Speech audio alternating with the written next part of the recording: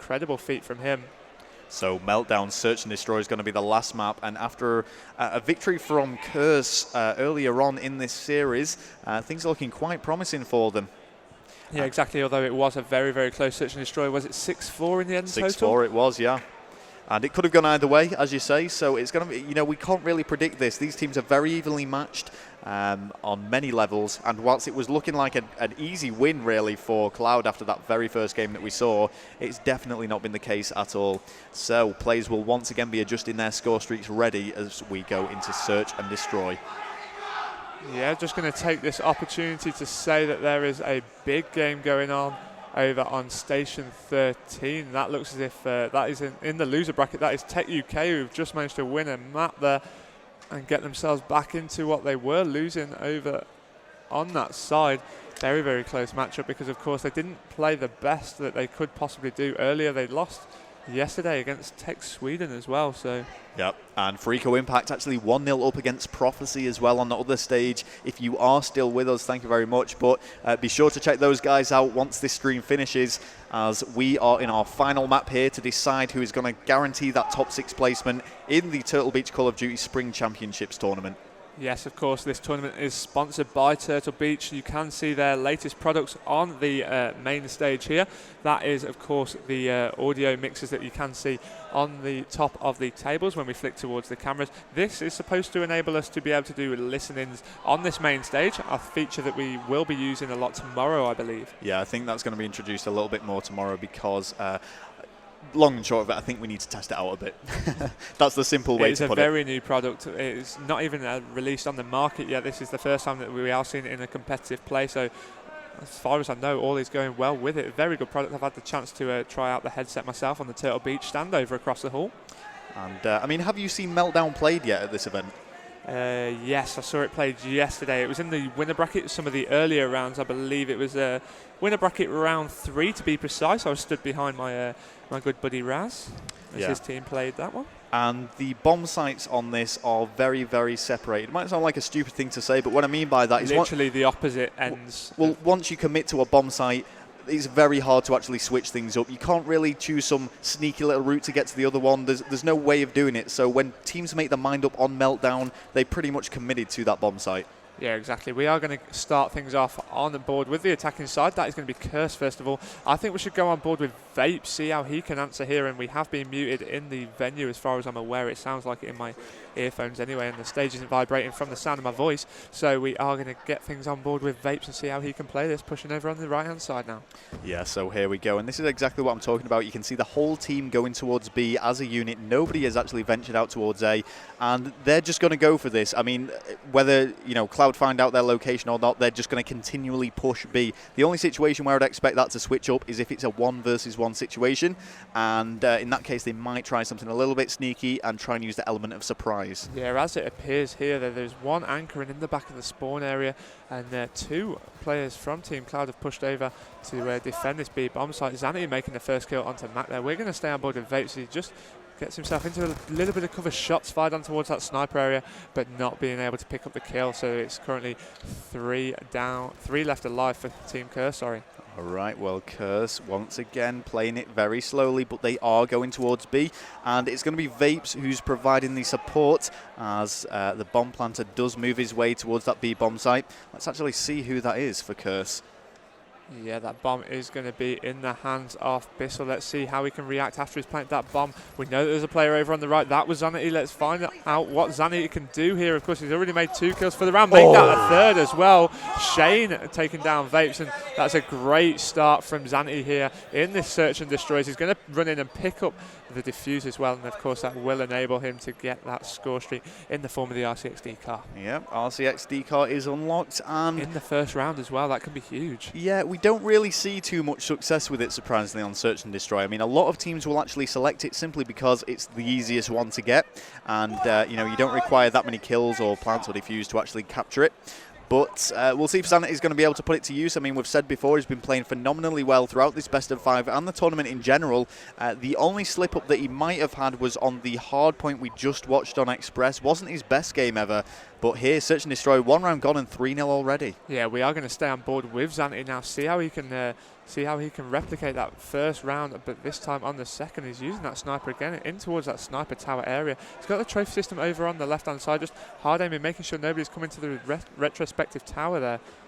Of course, he has got the support of his teammates, making sure that he's not going to get shot in the side. No kills have currently occurred. Well, he's just poking back and two with a dual band on his DSR 50.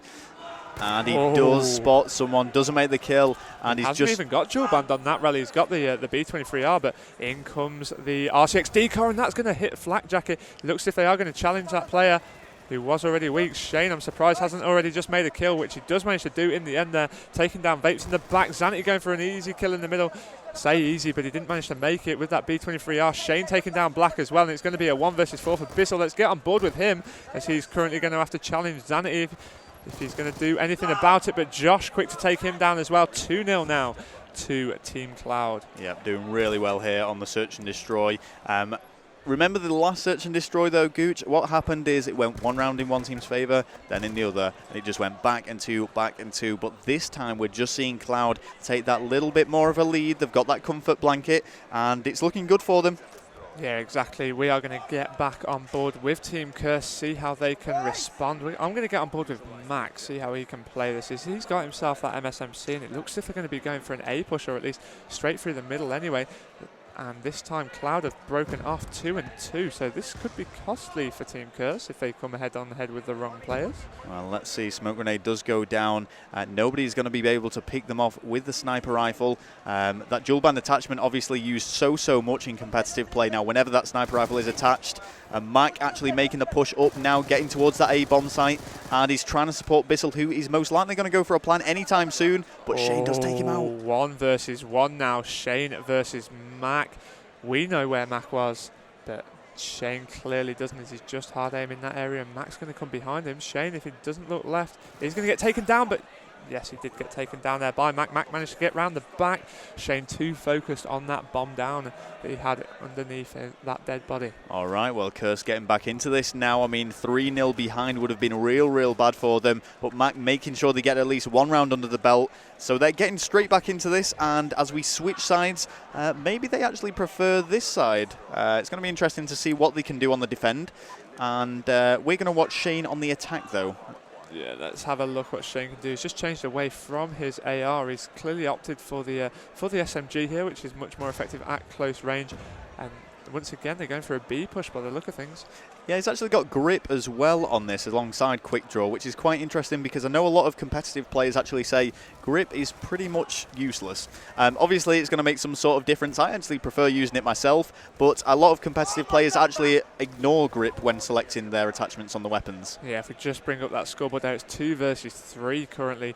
Shane in this middle map area that is down as well. If we just bring up that mini map, and they're completely surrounded. This is going to have to be some sort of epic contest to get out of this, as Madcap makes 1 kill, Shane makes a kill on Vapes as well, and that's going to be 1 versus 2 for Bissell. Let's get on board with him and see if he can reply now. Well, Bissell, let's see what you can do. The trophy systems are spinning away, providing some form of cover, but the bomb has been planted and he needs to get that defuse. He has been spotted as well. It is 1 versus 2, so this is going to be real difficult for him. This is going to have to be some incredible display of Call of Duty, but Shane goes flying through the air there to take down Bissell. That was great play from Shane there. Yep, and the banner, of course, flying right across us once again, Gooch. It's always very entertaining to spectate a Cloud game, and always one that's great to commentate, hearing what incredible things they can come out with. Oh, exactly. It is truly amazing. Let's get back on board with Curse, see how they can answer back. We've been on board with both Mac, Vapes and Bissell, so now we'll give some airtime to Black. Normally you will find him sitting back a little bit more than the other players, just watching the rear, watching that flank, and yes, he is going straight up top with that AR, but is he going to look across the middle? Not going to be able to spot anybody through that smoke, so just making sure nobody can rush straight onto his side. Bit of an update for you guys as well in the Farico Impact against Prophecy match. Farico Impact actually leading that 2-0, and looking on really good form there against what is dubbed as one of Europeans' best lineups, who have actually struggled quite a bit at this event, losing all of their pool play games. But they have been performing well in the winner bracket regardless. Yeah, Black managed to make the first kill there. Zanity left last alive. Did manage to make a kill there on towards Bissell. That bomb has been planted. Zanity did literally have to throw himself towards that bomb site then. Did get taken down by cursed player Black. And it is now 3-2 to Team Cloud. And like you say, Relic goes one round, then another. It is getting a bit more like that now as we get into the later stage of this search and destroy. Please do remember back at home that it's first to 6 rounds win to take this map. Yeah, we've seen so many games actually going 3-2 in one team's favour. Always going down to this last map, and then it's always a really close game. I mean, let's just take a moment to reflect on Cloud's match against Epsilon. That actually ended on a search and destroy that went 6-4 to Cloud. And again, that could have just gone either way. We could be seeing different teams in different positions playing, anyone in this tournament. It really is anyone's game. There's a very small skill gap between the top teams here. Madcat now just reverting back towards his spawn. We are currently on board with the Cloud player Madcat as they attempt to attack this B bomb site by the look of things. All fixed around there. Let's get on board with Josh, who's heavily pushed up in this area. Has just spotted one. No, he didn't manage to see him. Mac quick to take him down there on that right-hand side. Shane hoping to take down Mac, I would assume, as he is going to chase that kill, but does manage to take down Vapes. He knows that Mac is also there as well, but gets taken down on the side as he chases him down. Let's quickly flick on board with Zanti going for that long shot. No kill made there. Zanti's just watching that middle. Let's get back on board with Madcat as he watches the flank. Adamant that there's one coming, but not being able to do so. Zanti taking down Black. Yeah, and you can see Madcat there making use of the environment, but Will he does call take both out there, I'm sure. We have seen both players on the screen of Madcat at the same time there. He's got himself at MSMC. Not long left on this clock. Madcat trying to go for Mac. And Mac manages to... Was that an ace from Mac there? Well, I'm not quite sure. If we bring up the scoreboard in a moment, we'll be able to have a look and see what's going on for him. But 3-3 now. Search and destroy last map. And boy, this is close. This really is going down to the wire. That was a very good round from Mac there to tie things up. 2-2, 3-3. We're going all the way, I think. It might even be a 6-5 sort of scenario. We'll get on board with Mac on this attack and then bring up that scoreboard. Currently 7-4. Yeah, Mac been involved in competitive Call of Duty for a long, long time now. An absolute veteran of the game. Continuously placing very highly at all the events he's been attending. And I no doubt expect him to be doing the same at this one. We see him with an RCXD, but he's actually holding that back. Yeah, he knows he doesn't need to use it yet, although he has just revealed his position unnecessarily. Madcat taking down Black as well. If we just have a look, it is 2 versus 3 in favour of Team Cloud. Of course, they need this round really to edge into the lead because Curse currently on the comeback. Okay, well, be careful, Curse, because you're almost grenading your own team there. It is 2 versus 3, as you say, and they are in a little bit of a comeback. So if they win this game, it would be really, really good for them, not only because of the obvious scoreline that would be presented within Search and Destroy, but simply the boost it would give them. Mac's going to come head-on-head with a player there. That was Zanti, and now 2 versus 2. Huge kill for a Mac. And they are in the attack, though, so we do need to see a little bit of waiting around from the Cloud lineup. Let's get on board with Shane. It looks as if he's going to come head-on-head, and what a sneaky spot that is from Shane. He does manage to take down Vapes. Did not know about that spot myself. He's just waiting for Mac to come towards him, but Mac manages to take him down. Let's get on board with Mac, currently on a 6 kill streak in the hunt for Zanity. Not going to be able to find him, I don't think. Madcat, sorry, not Zanity. Needs to get that bomb down, but goes for the turn on there. Madcat quick to run away. Mac knows he needs to chase him, and Madcat will just be sat in some corner to take him down in the back there. I've got to say that was a little bit careless by Madcat, actually. He didn't quite leave that to a point where he was definitely safe. Exactly, because I actually spotted him on Mac's screen. I'm not sure if Mac noticed him immediately. I did eventually find him, but I think he went for a challenge at about 10, maybe 11 seconds. And almost got turned on as well. Yep. But he does escape, he does elude Mac and secure his team that round. They are 2 rounds away from a victory here. And this is very, very close. It wouldn't surprise me, though, to see Curse, of course, take this round and take it to 4-4.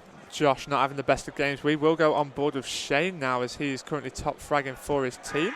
And Shane's opting to push over to this left-hand side. Where have all of his team gone? They're sort of sat back a little bit here. Yeah, opting for a different strategy maybe. I think they're probably conscious that they've been a little bit predictable so far, and we can see Shane actually edging towards A. Now, this isn't usually the favourable bomb site on this map. Shane is going to come head-on-head with a player there. He has spotted him, but chosen to retreat and run away, which is smart from Shane. They're not challenging anything, as Madcat does manage to take down Bissell in that middle map. Shane doesn't want to run through that middle now, though, of course, because Madcat's just got a kill from there, so it would be a little bit too predictable. Well, he's moving towards this bomb site, as is his teammates. Shane's actually going to breach out a little bit and try and find the kills. Oh, it's going to be a kill or at least a gunfight here. He's going to get taken down in the back. A smart positioning there from Black. As it's 2 versus 2. Now it's a 1 versus 3 for Madcat. My apologies. Let's see how he can do. He does get taken down. Unable to defend that planted bomb site. So it's going to be Mac to defuse that. Has he got any score streaks? No. Has anybody got any score streaks? I don't think we've seen any, really. No, we did see an R6D car early on in the game, but nothing now. 4-4 last map. Yep, this is close. This is really, really close. So obviously, I am expecting this to go 5-5. The way that both of these search and destroys have been played out so far, we are literally seeing it go 1 round to one team, 1 round to the other, just back and 2, back and 2. Of course, Team Cloud did manage to take 2 in a row to begin with, but then haven't really got that stringing on ever since. So let's get on board. Let's go on board with. Who should we go on board with? I don't even know. Let's see Black. Let's see what Black's going to be up to. I mean, we were in this position actually on Slum Search and Destroy. It was 4-4, and then Curse actually took the win, the advance, and made it a 6-4 victory for them. Of course, yes. Smokes are deployed in the middle of the map, concealing Vapes as they make this push towards B, but Black's actually hanging back a bit. I think he's expecting someone to rush out. It looks as if he is. He's just waiting for a sly little push, which there isn't going to be one. They have gone 2-2 though. However, all players have really opted for the middle, which is a strange sort of positioning from Team Curse. Okay, well, Black just lying prone on this slope, checking back into, make sure that nobody's coming around the flank. And is he going to find anyone? Well, I don't know, but I want to see what's going on with the rest of his teammates. Actually, no, I don't. He's got a 3 kill streak and he's just taken out Madcat. And with his position popping up on that mini-map, they're going to be on the hunt for him now. Of course they are. Zanity, Shane and Josh, of course, they will desperately want to be winning this round. They are on the defensive. Josh has just managed to get a kill. Vapes getting destroyed by Josh there as well, from what I've heard. Mac managing to take down Zanity. It's 2 versus 2. Let's stay on board with Black. But we are just looking at what bomb site it looks like. They're going to go towards the A bomb site 2. It's going to be 2 versus 2 in this A bomb site. Yep, and the bomb is going down now. It's Mac who's going for the plant and Black providing the supporting fire. I think that Cloud actually believed they were going to the other bomb site to B, but that's not been the case. And Black has been spotted and sustained some damage. He sustained some damage, has managed to get it away. Let's get on board with Josh for the 1 versus 2. Josh manages to make that first kill. Let's bring up that mini-map. They're going to come head on head here. Josh is already weak, just biding his time. Thinks it is out there. He's pretty sure he's out there. He's going to make that kill! And that is a huge kill from Josh there. Who's an shit at this game? And that's going to be that's going to be a 1 versus 2 for Josh, and he's going to get that defuse, and he's making it. He's been very vocal about the fact that he's not bad at this game, and he's trying to prove his critics wrong here, and he's doing just that. That was a really important round to win because it sets up Cloud. They're in match point now. 1 round separates them from the victory. Huge kill from Josh there as he does manage to take his team into the lead 5-4. And of course now they are on the attack though. This is going right down to the wire. That was great play from Josh. Let's watch him for the start of this round. Currently 7 kills, 6 deaths. 9-7 for Shane. Mac, of course, the outstanding player for Team Curse. However, may it be in vain. Who knows? Currently 9 rounds gone. This is the 10th. Yeah, you couldn't really ask Mac to be doing much more in this game. He's double figures, 12 kills is absolutely fantastic on a search and destroy game. And we're seeing Josh trying to maneuver this RCXD car. He's trying to be sneaky. He's trying to make it have less volume to it. Mac taking down Zanity. Oh dear, tried to explode it. That was poor driving. You can tell he's under the age of 17 and no driving license for him. But now Josh trying to push up this left-hand side. He does see Mac on the back of that generator, and it looks as if Curse are going to get themselves back into this as Vapes takes down Shane. It's 2 versus 4. Bullets fired from Josh. This is going to have to be huge play once again from Josh. He's going for the rush here. My goodness, it's going to happen, Gooch. It's going to go 5-5. Sees 2. Unless Josh does manage to get both Vapes and Mac. That was huge play from Josh. Leveling it up now, 2 versus 2. Sees a player at the back of the map as well. Can he manage to make that kill? No. Josh wants to just end this now. I mean, I was just about to say there, I think it's going to go 5-5, but I don't even think I can call it because Josh is on an absolute rampage, 6 kill streak. Let's look at that mini-map and watch Josh end this out. If I was him, I'd be using that Hellstorm now. Can't manage to do so. Madcat left last alive to 1 versus 2 for the win. And a guaranteed top 6, unable to take down Bissell. 5-5, you were exactly right, Rel. Wow. Bissell in for the defuse. Is he going to get himself any score streaks from that? I do not think he is. So this is it, ladies and gentlemen. This is going to decide who goes into a top 6 position, who advances in a winner bracket, and who is going down to the losers. It comes down to a single round of search and destroy. You cannot script this. This is Call of Duty at its best here in EGL for EGL9 at Blackpool. The Spring Championships promoted by Turtle Beach, sponsored by them guys. A massive shout out to our sponsors, Mad Catz, Horpark, Scuff Gaming Controllers and Console Wizards as well. A massive thank you for your help in this tournament. We are going to go on board with Curse Bissell after that huge play in the end of that last round. I think it needs to be him, and they are pushing towards this right hand side if we just bring up that mini-map. But look at Cloud. Oh, they've gone to A. This is All bad news. I think they were expecting Cloud to actually try and do what I was saying Look before, to do the element of surprise. Wow. So actually, it's quite funny, really.